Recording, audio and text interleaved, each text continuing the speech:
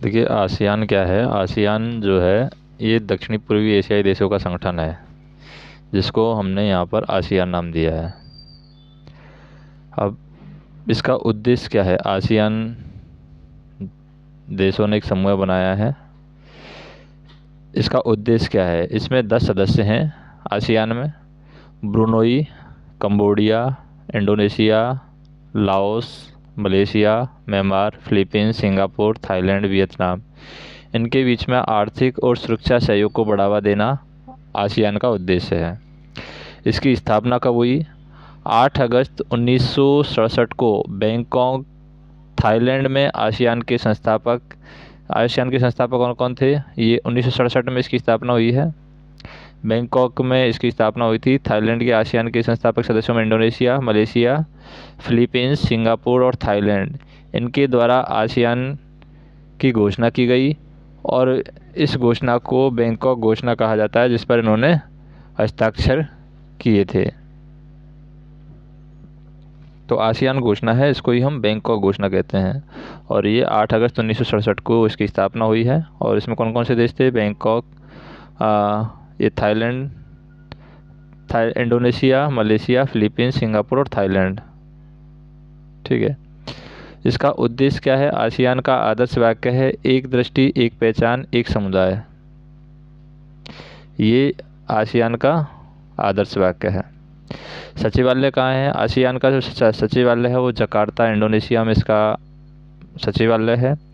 ASEAN देशों की कुल आबादी की बात करें तो 662 मिलियन है। और 2022 तक संयुक्त सकल घरेलू उत्पाद जीडीपी में इनका जो कंट्रीब्यूशन है आसियान देशों का, वो $3.2 ट्रिलियन है।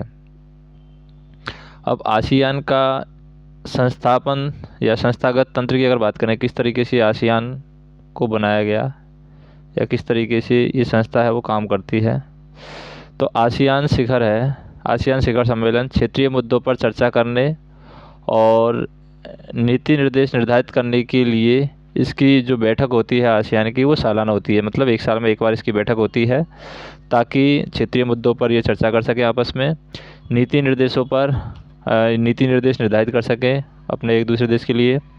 आसियान समन्वय परिषद, जिसे हम ACC भी कहते हैं, यह आसियान समझौते और निर्णय के कार्यान्वयन की देखरेख करती है। फिर एक आसियान सचिवालय है, यह आसियान की गतिविधियों और पहलों का समर्थन करता है, सुविधा प्रदान करता है। आसियान क्षेत्रीय मंच है, जिसको हम ARF भी कहते हैं। यह आसियान सदस्य देशों और उनके सहयोगियों के बीच में राजनीतिक और सुरक्षा मुद्दों पर यह बातचीत करता है और ये एक सहयोग का मंच है।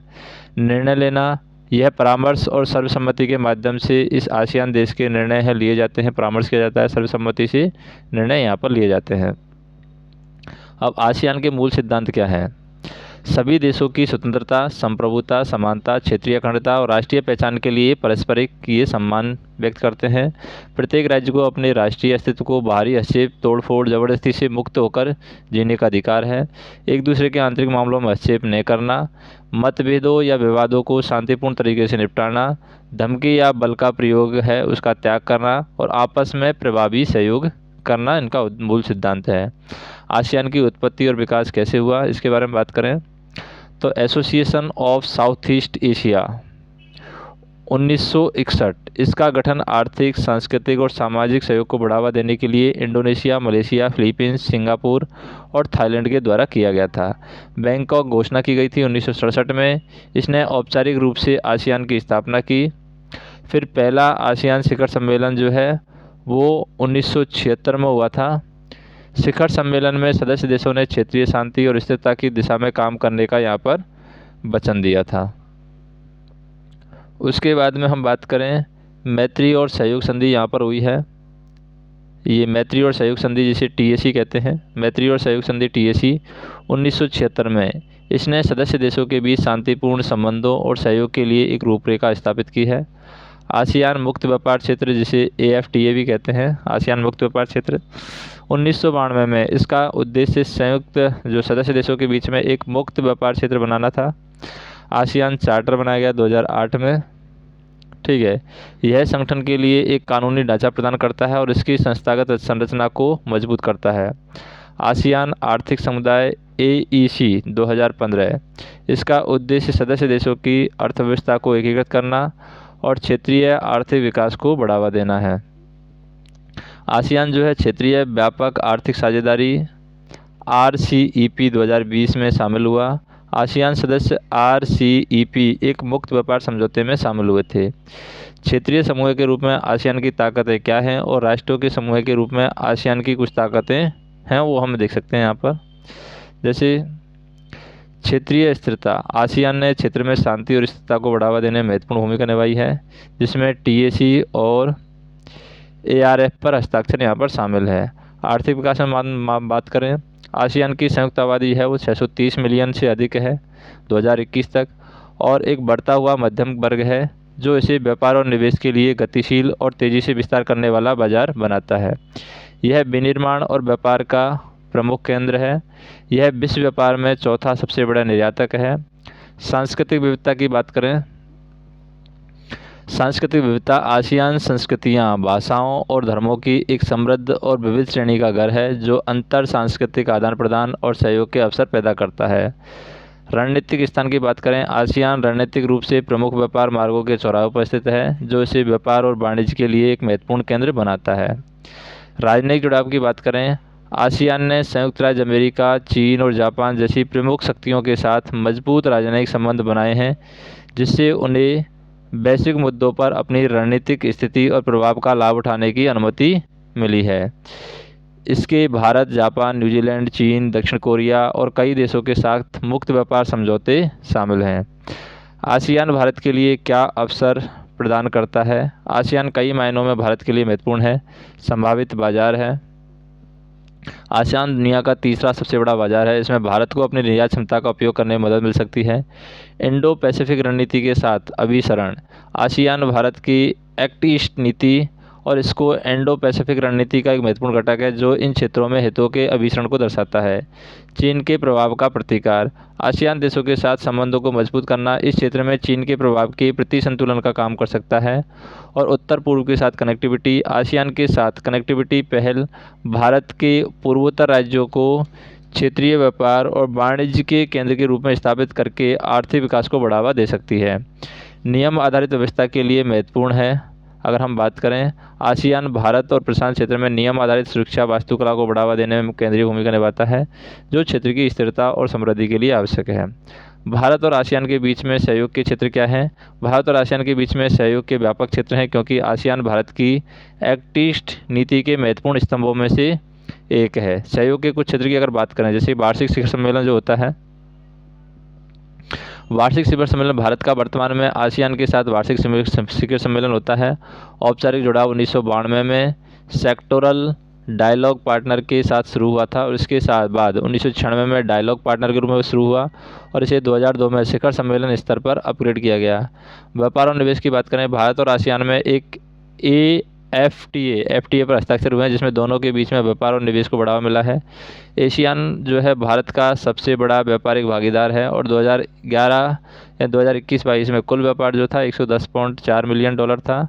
आसियान भारत बिजनेस काउंसिल की स्थापना 2005 में करीबी व्यापारिक संबंधों को बढ़ावा देने के उद्देश्य की गई थी। क्षेत्रीय कनेक्टिविटी की बात करें, भारत म्यांमार थाईलैंड, जिसे IMT भी कहते हैं, त्रिपक्षीय राजमार्ग है। Kaladan, multi modal transport project आदि के माध्यम से आसियान देशों के साथ कनेक्टिविटी बढ़ाने पर काम कर रहा है। रक्षा और सुरक्षा की बात करें, भारत और आसियान ने आसियान भारत समुद्री अभ्यास, आसियान रक्षा मंत्रियों की बैठक प्लस, जिसे हम बोलते हैं ADMM प्लस जैसे संयुक्त सैन्य अभ्यास यहाँ पर आयोजित करके रक्षा सहयोग को बढ़ावा दिया है। उदाहरण के लिए अगर हम बात करें, भारत क्षेत्र में सभी के लिए सुरक्षा और विकास के अपने इंडो पैसिफिक दृष्टिकोण के केंद्र में आसियान को रखता है। सामाजिक और सांस्कृतिक सहयोग की बात करें, भारत और आसियान ने लोगों के बीच संबंधों को बढ़ाने के लिए सांस्कृतिक आदान प्रदान को बढ़ावा दिया है और अगर हम बात करें छात्र विनिमय कार्यक्रम, आसियान राजनयिकों के लिए विशेष प्रशिक्षण कार्यक्रम, सांसदों का आदान प्रदान, थिंक टैंक का ASEAN Bharat network, ASEAN Bharat प्रतिष्ठित व्यक्ति व्याख्यान श्रृंखला आदि के लिए प्रत्येक वर्ष आसियान क्षेत्रों को या आसियान छात्रों को भारत में आमंत्रित करता है। शिक्षा और अनुसंधान की बात करें, भारत ने आसियान भारत संबंधों पर अनुसंधान और अध्ययन को बढ़ावा देने के लिए विकासशील देशों के लिए अनुसंधान और सुरक्षा प्रणाली या विकासशील देशों के लिए अनुसंधान और सूचना प्रणाली में आसियान भारत केंद्र की स्थापना की है।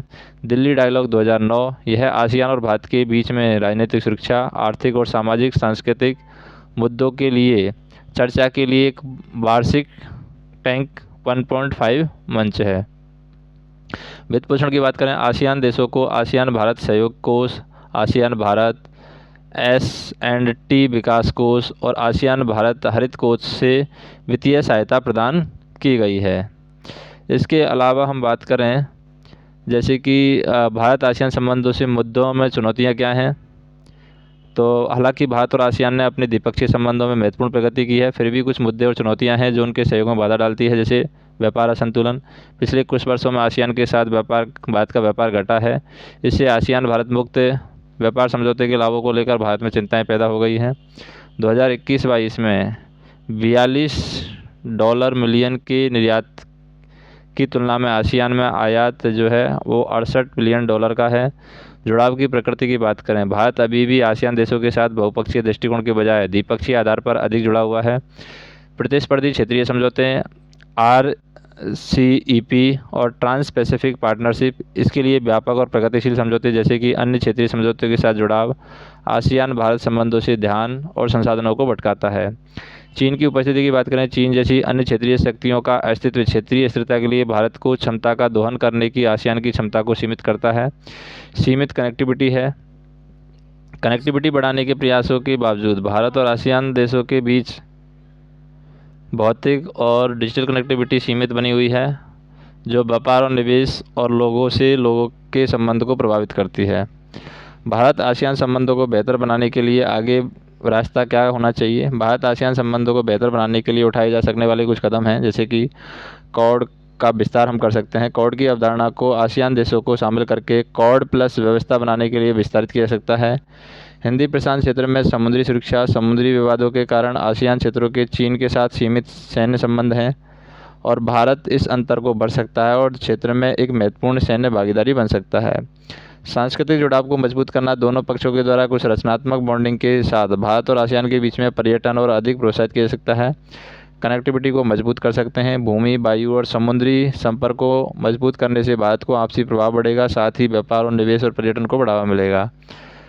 उसके अलावा अंतर्राष्ट्रीय और क्षेत्रीय मंचों पर सहयोग, भारत और आसियान देश संयुक्त राष्ट्र, पूर्वी एशिया शिखर सम्मेलन और आसियान क्षेत्रीय मंच जैसे अंतर्राष्ट्रीय और क्षेत्रीय मंचों पर अपने साझा हितों को बढ़ावा देने के लिए मिलकर काम कर सकते हैं। तो बाकी चीज़ें हैं जैसे संयुक्त राष्ट्र है, इसके बारे में हम नेक्स्ट वीडियो में देखेंगे। धन्यवाद।